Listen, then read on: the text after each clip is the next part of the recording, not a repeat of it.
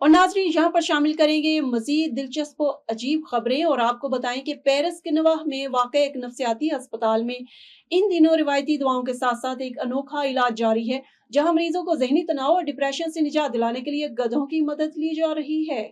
امریکی خبر رساں ادارے کی ایک رپورٹ میں بتایا گیا ہے کہ فرانس بھر میں اپنی نوعیت کا یہ واحد اور منفرد منصوبہ ہے۔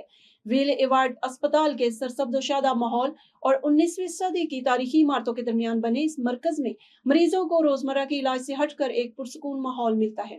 مریضوں نے یہاں موجود 5 گدھوں کے ساتھ وقت گزارا، انہیں ٹہلایا، ان کی دیکھ بھال کی اور سیشن کے اختتام پر انہیں گلے سے لگایا۔ معروف ٹیکنالوجی کمپنی گوگل لاکھوں کی تعداد میں مچھر چھوڑنے کا منصوبہ سامنے لے آیا، جس کا مقصد بیماریوں کا خاتمہ ہے۔ غیر ملکی میڈیا رپورٹس کے مطابق گوگل کا امریکی ریاست کیلیفورنیا اور فلوریڈا کے کچھ حصوں میں لاکھوں مچھر چھوڑنے کا منصوبہ تیار ہے۔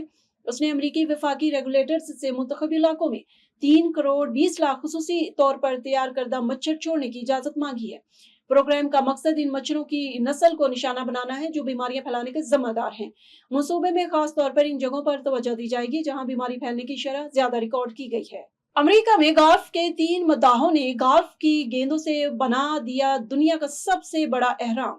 امریکی ریاست ٹیکساس میں مائیکل فرڈ، ڈیبی رینڈرز اور ٹیری جینک کی رہنمائی میں رضاکاروں کی ایک ٹیم نے 19,019 گیندوں کو ترتیب دے کر اہرام بنایا۔